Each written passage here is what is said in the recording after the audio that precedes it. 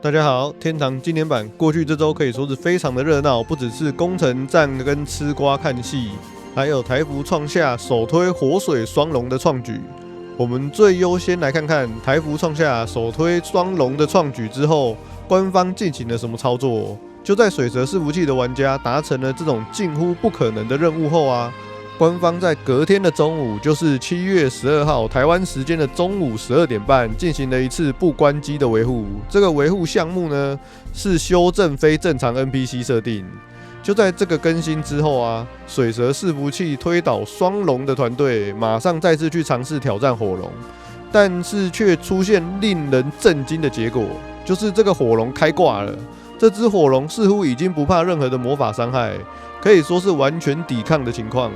官方這個維護說是修正 NPC 設定，但實際上就是因為看到台服玩家竟然能把火水雙龍給推倒，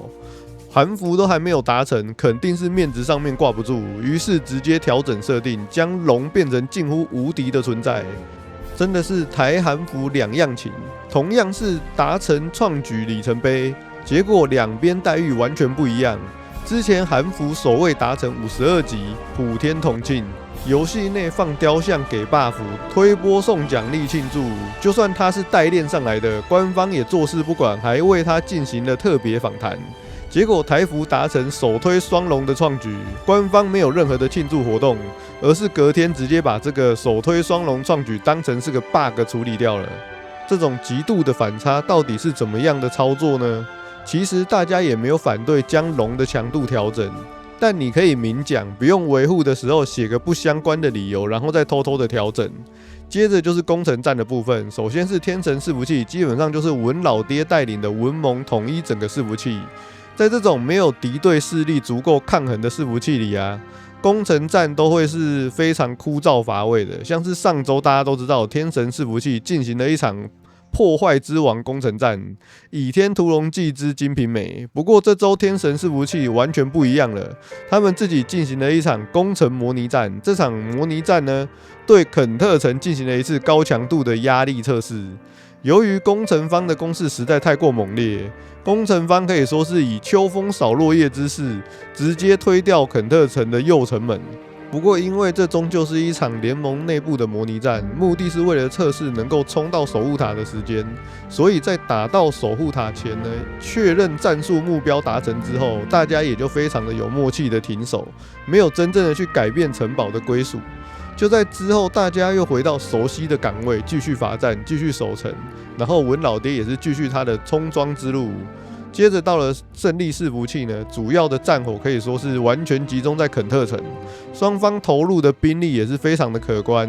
不過就在攻城戰剛開打的前期，戰火其實是在妖堡點燃的。在妖堡的遭遇戰中，當盟友手持沙哈之弓搭配3重時，那個攻擊就像暴雨一般，畫面與那個光劍的音效，只能說是用爽來形容。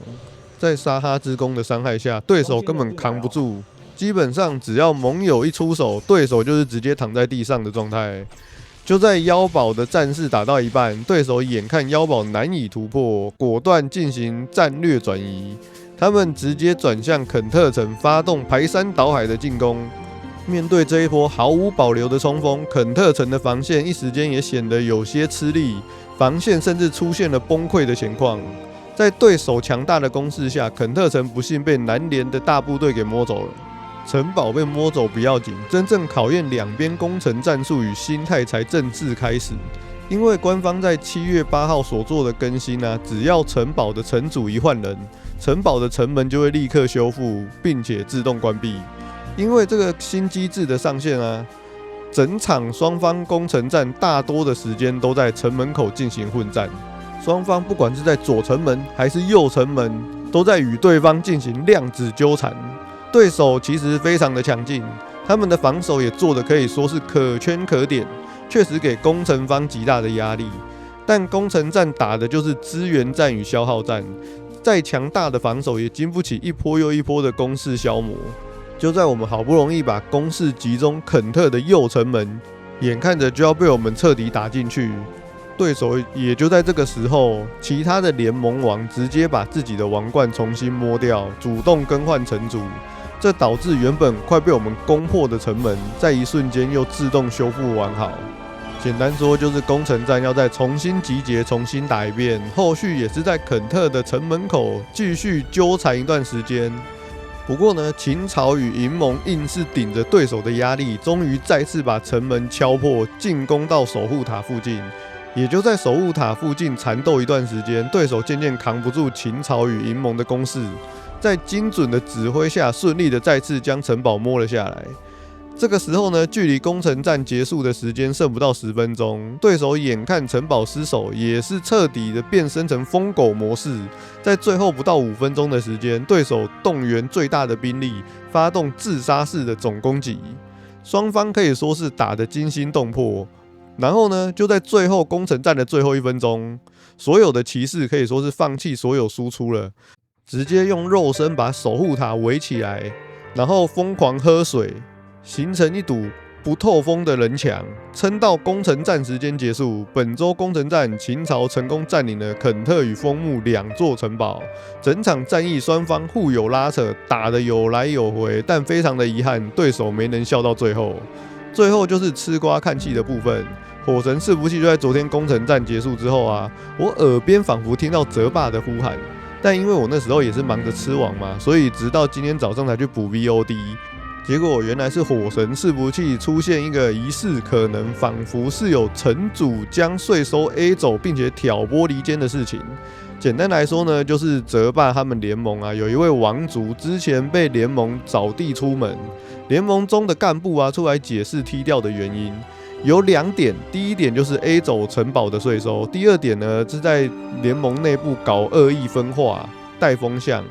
然後怎麼 A 錢的詳細經過呢？他是沒有特別的說明啊。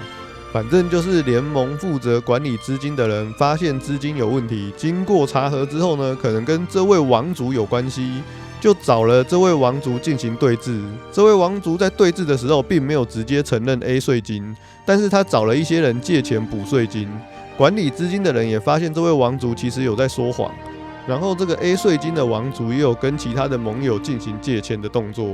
主要被剔除的原因就是 A 稅金跟聯盟內搞分化。除了這件事之外呢，這位王族啊，似乎也對澤霸在7月5號把楓木城摸走特別有疑問，還特別在社群上面發文表示，楓木城守護塔已經是穩守的狀態了，為什麼要把城讓給澤霸摸走？甚至這位王族啊，他在留言中還假裝是路人，想要了解實際的狀況。然後澤霸也在昨天7月12號的攻城戰結束後，特別花了一點時間解釋當天的情況嘛。簡單來說，就是聯盟在攻城前都會有摸城的配置，也就是說呢，今天攻下這座城來呢，都會給聯盟中主要幾位王族當城主，像是輪城啊，或者是指定城主。這個在任何聯盟裡面都是非常的正常，而且一直以來都有的狀況。然而在7月5號那一天呢，澤霸本人其實壓根沒有想要去摸塔。聯盟原本的計劃和配置是由另外一位公主在守護塔旁邊待命，時間一到或者是緊急的時候，就由那位公主去摸塔。結果當天澤霸在和聊天室玩耍的時候，不小心就把城摸走了。然後在澤霸把城堡摸走之前呢，就是這位被踢掉的王族是城主的狀態。然後不小心摸到城的情況，澤霸也有說他在聯盟裡面也有進行道歉。反正就是這位王族啊，不甘心城堡被摸走，想要利用輿論來帶風向，但好像似乎沒有帶起什麼風向，只有在留言中啊，有其他的網友說到工作室幫忙攻城的這件事情。澤霸他也表示啊，沒有請任何的工作室進行攻城或守城。最後，我其實也蠻好奇，這位在聯盟搞分化的王族到底是誰？好了，以上就是今天的影片內容，感謝大家觀看。大家對於官方推龍當作 bug 的修正有什麼看法，都可以在底下留言分享。